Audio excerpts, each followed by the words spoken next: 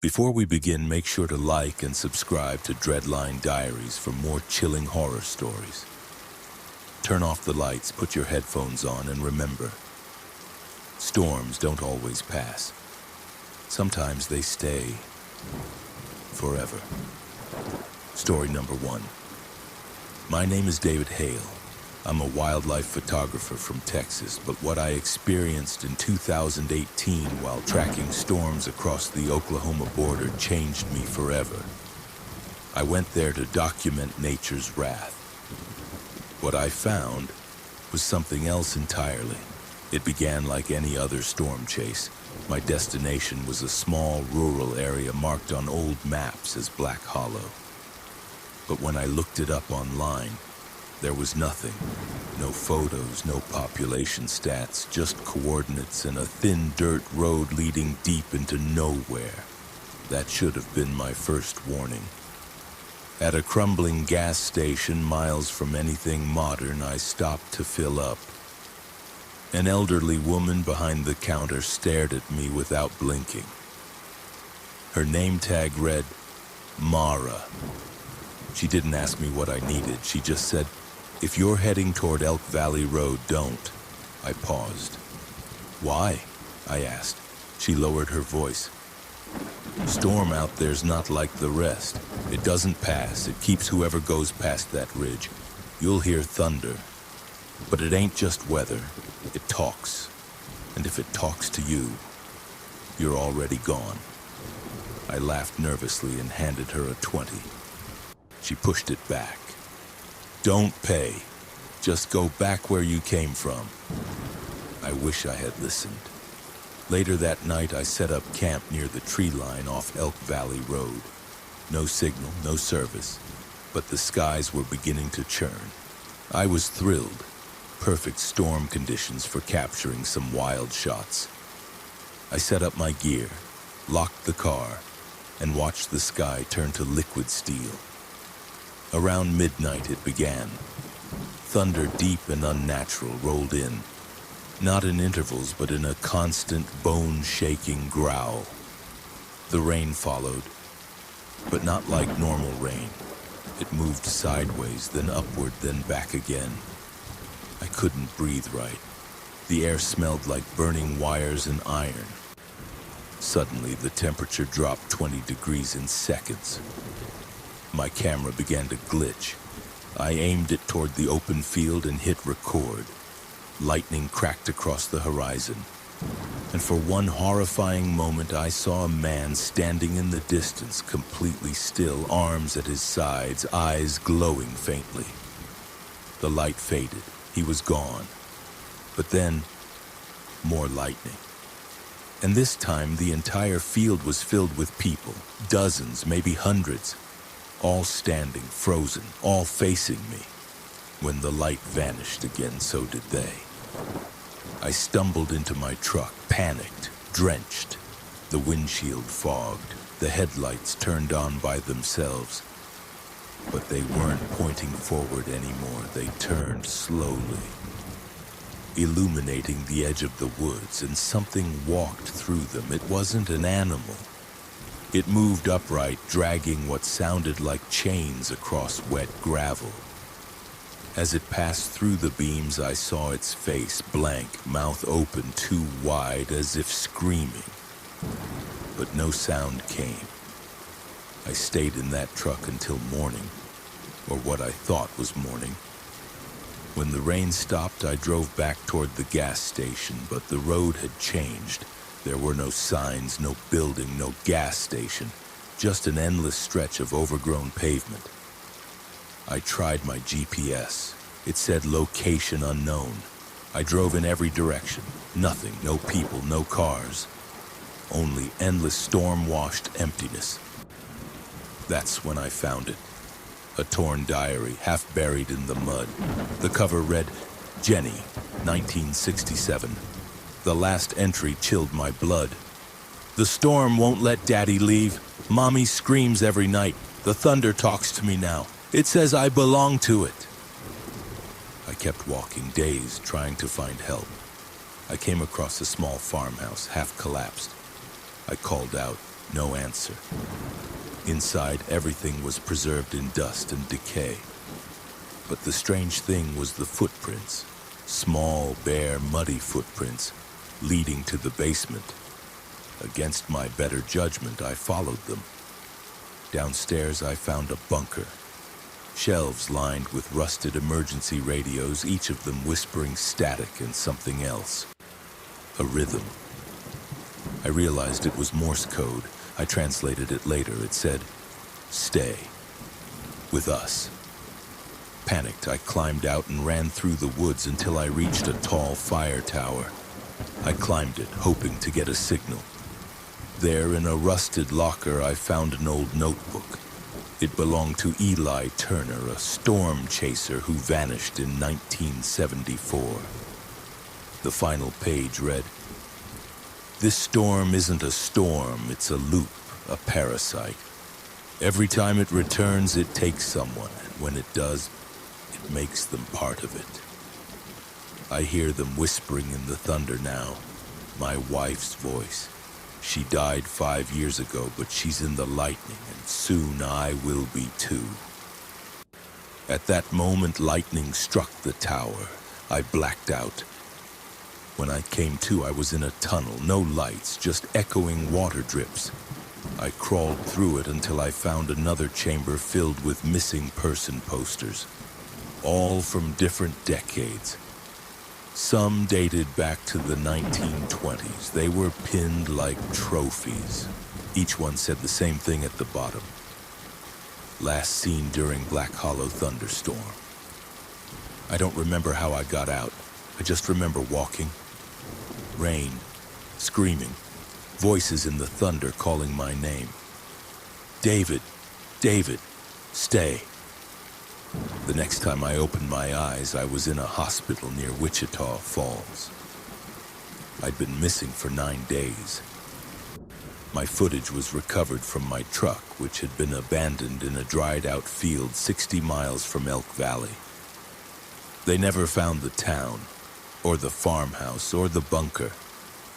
Authorities told me it was likely hallucinations, a mental break triggered by lightning-induced trauma, but I know the truth. The storm is real. It returns every 17 years, and next time, it's coming for you. Story number 2. It's based on accounts pulled from survivor testimony, emergency dispatch logs, and police archives, many of which no longer exist. Some were even sealed. What you're about to hear happened in Coldwater, Kansas. A thunderstorm rolled in, and by the time it passed, the town was gone. My name is Jordan Parr. I used to work in rural emergency management and response. For most of my career, I handled mundane weather threats, power grid failures, and flash floods, but in 2003, I was deployed to assist Coldwater. Population 1,280. A small, isolated Kansas town bracing for a level 4 thunderstorm cluster unlike anything recorded in state history. They called it the Blue Wall. Satellite images showed a storm system so large and dense it looked solid. The National Weather Service said it would bring hail, wind, and possibly tornadoes, but they had no idea what was inside it. I arrived at Coldwater on May 28th. The town was already panicking, power flickering, animals behaving strangely. Birds flew in circles for hours, dogs refused to go outside. Locals said the air tasted wrong, metallic, like blood and copper. That night, the first wave hit. It wasn't rain, it was a sound. A deep, low hum that grew louder as the clouds approached.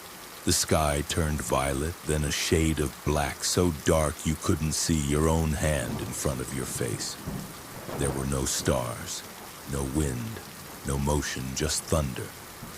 Except it didn't roll or crash, it chanted, like voices speaking through the clouds in slow, overlapping echoes. We lost all power. Phones died. Radios scrambled. The emergency generator at City Hall exploded from a power surge that melted the entire circuit board. I heard it. It didn't sound like a bang. It screamed, literally. The fuse box screamed when it blew. At 11:44 p.m., the first 911 call came through. The dispatcher's voice cracked.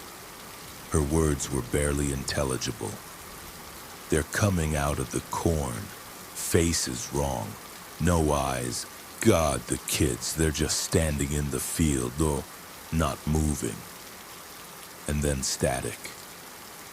We tried to drive to the address, but the roads no longer matched the maps. Buildings shifted. Street signs reversed. A stretch of highway that should have taken 10 minutes to drive took us over an hour, and we ended up back where we started. Inside the town, things worsened. One by one, people began vanishing. Not violently, quietly, subtly. A firefighter, Tom Blake, stood 5 feet from me during a lightning strike. There was a flash, a sound like wet rope snapping, and he was just gone. No scream, no trace. The air where he stood shimmered like heat over pavement. That was it. In the hours that followed, we discovered strange things. The public library, sealed for decades, was now unlocked and filled with books no one had ever written. Journals with thousands of pages of handwritten entries, all in different styles and languages. All dated from the future, 2027, 2041, even 2093. A woman named Claire read one and collapsed, bleeding from the nose and eyes.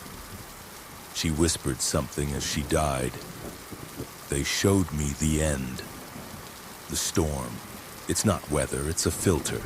For memory, for time. At 2:03 a.m., every single television in town, plugged in or not, turned on. Grainy footage showed people inside their own homes, but not how they were now. Versions of themselves, sometimes older, sometimes rotting, staring at the screen as if aware we were watching them. And in every screen behind them, the same figure, tall, motionless, wearing what looked like soaked clothing, water dripping constantly but never stopping. Its head was tilted unnaturally to the side. You couldn't see its face, but if you looked long enough, you felt it staring through the glass. People began losing time. I'd look away for 5 seconds, then realize I'd been standing in place for an hour. One officer wandered into a room, came back with gray hair and aged skin, sobbing, screaming, "They made me choose!" When I asked what he meant, he just said, "I left my wife in 1986. They made me watch it again. Made me feel it again." I didn't know. The storm remembers. The church bells rang at 3:33 a.m. on their own. The town's preacher, Father Mendez, stood at the altar shouting, "It's the 40-day storm. It's the voice from Job 38. He slit his own throat before we could stop him. The bells didn't stop ringing until dawn." When the rain finally broke around 5 a.m., only 46 people were left out of over 1,200. I watched the storm lift, peeling itself off the town like it had a will of its own. As the last clouds rolled away, the streets were clean. Too clean. No debris, no water, no blood, no trace of anyone who'd vanished. Just silence. Federal agents arrived hours later. Not FEMA, not police, black SUVs, no insignias. They took statements, confiscated all recordings, erased radio logs, and then they said something that still chills me to this day. They told us this was a leak, a pressure valve event. It happens every few decades. Your testimony is useful, but none of this can be shared publicly. You'll be relocated. Cold water will be decommissioned. They evacuated the survivors, including me. Within a month, the town of Coldwater was gone. Buildings demolished, roads rerouted, GPS satellites reprogrammed to skip over the coordinates entirely. I was given a new name, a stipend, and a warning. If you ever speak of what happened, the storm won't be what finds you. It'll be the ones who keep it fed. But it's been over 20 years, and the dreams haven't stopped. Every May I hear thunder, even when the sky is clear, and sometimes just before I fall asleep, I see a figure in the corner of my room, drenched in rain that doesn't exist, its head still tilted, watching, waiting. Story number 3. The government called it a weather anomaly, but we know the truth. Something came with the storm, and it never left. My name is Melissa Hart, and I was a meteorologist with a private weather firm contracted by FEMA. The events I'm about to tell you took place in Dagger Creek, a quiet logging town hidden in the Rocky Mountains, population just under 600. It started on June 9th, 2011. A storm had stalled above the ridge for 6 days, no movement, no explanation. Radar scans showed an eye-like formation, but no tropical systems were in the region. The core of the storm didn't rotate, it pulsed like a heartbeat. I was flown in with a small response team to assess potential landslide risk. When we arrived, something felt wrong immediately. The town was still functioning, but quiet, too quiet. Even the birds were gone, not a single crow or cricket in the trees.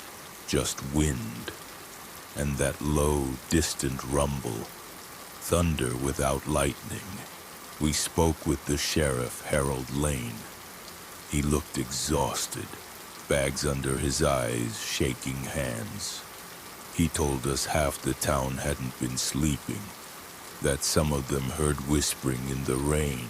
Some of them had seen people, not new people, but duplicates. Their mother in the window, their dead brother standing in the driveway. At first, we thought it was just mass hysteria. Isolation can do that, but that night, we saw it. Around 11:12 p.m., the sky above the mountain split open, not visually, but audibly.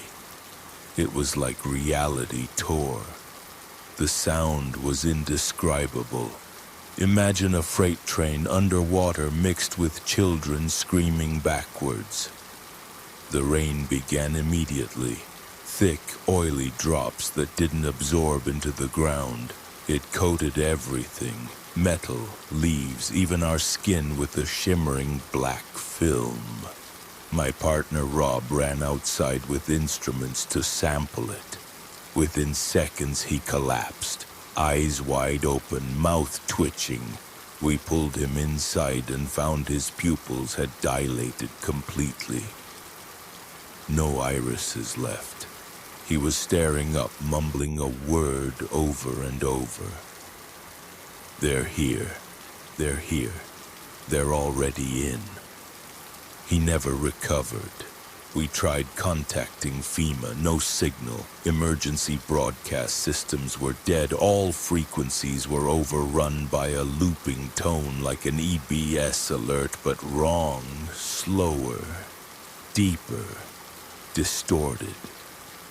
And underneath the tone, breathing, real breathing, wet and labored. By morning, several townspeople had vanished. No struggle, no signs of violence. Just empty beds, food left cooking. One woman, 78-year-old Janice Clove was found walking into the forest naked, eyes bleeding. When we stopped her, she screamed in a voice that wasn't hers. "You were warned. The gate is open. The storm is not yours." We placed her under medical watch. She died a few hours later. Her body weighed 34 pounds less than it should have, even though there was no explanation. Every organ was intact. It was as if something had been feeding. Later that day, we explored the town's outskirts deep into the woods, searching for clues. What we found will never leave me. There was a structure, not a house, not a ruin, just a spiraled pit of stones that hadn't been there the day before. Standing around it were 8 deer, motionless, dead, eyes plucked out but still standing upright as if propped up by an invisible force. At the center of the spiral, we saw Rob's camera. The one he'd lost, the screen still flickered, showing images he never took, photos of us standing in the woods, but they were taken from the tree line, from above. We ran back. That night was worse, far worse. The storm intensified, but not in normal ways. The sky glowed from within like lightning trapped inside clouds made of glass. At 2:11 a.m., every child in town woke up screaming, every single one. They pointed at the sky and began saying names of people that didn't exist. Names that none of them had ever heard before, names recorded in lost death certificates from the 1800s. That's when the people started changing. First, their voices. You'd talk to someone and mid-sentence their voice would shift, lower, ancient, echoing like it came from inside a cave. Their eyes would glaze and their skin would pulse like something was just under the surface trying to wear them. By sunrise, the storm had taken 103 people. Some walked straight into the woods and never came back. Others just blinked out.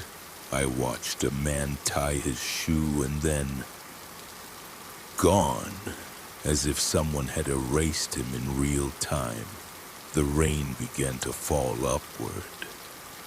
By now, the few of us left had barricaded inside the old schoolhouse, the only building with lead-lined walls. Something about the construction seemed to interfere with the phenomenon. There, a former priest who had gone mute for 15 years finally spoke. He stared at the sky and whispered, "It's not a storm, it's a reckoning. Every few decades, the gate thins. They remember us, and when the memory is strong enough, they return to reclaim what was once theirs." He slit his wrists in front of us. Blood pooled at his feet and slid away unnaturally, as if pulled by gravity toward the door. By 4 a.m., we were down to 17 survivors. We gathered what we could and drove toward the old mining tunnels, rumored to go under the mountains and out toward the highway. That's when we saw the storm heart. A funnel cloud had formed over the center of Dagger Creek, not rotating, but suspended, like a needle pointing to hell. Inside it, shapes, too many to count, human-like but distorted, as if drawn by someone who never quite understood anatomy. Too long, too thin, their heads tilted, their mouths gaping open. They weren't flying, they were dangling, as if hung from strings inside the vortex. They didn't move, they didn't blink, but we all knew. They were watching. We fled. 3 didn't make it. I still hear them screaming. When we emerged on the other side of the mountain, the storm stopped instantly. Blue sky, birds chirping, the world normal again. We were found hours later by a National Guard team. They said we'd been missing for 6 days. Only 11 of us survived. I was the only one who would speak about it. The rest either disappeared later or killed themselves within a year. They never found Dagger Creek again. When rescue teams returned, the coordinates led to forest. No buildings, no roads, just trees and silence. The weather records were erased. My employment contract was dissolved. I was told never to speak again. But I am. Because last night, it rained oil again. And the sky, it was breathing.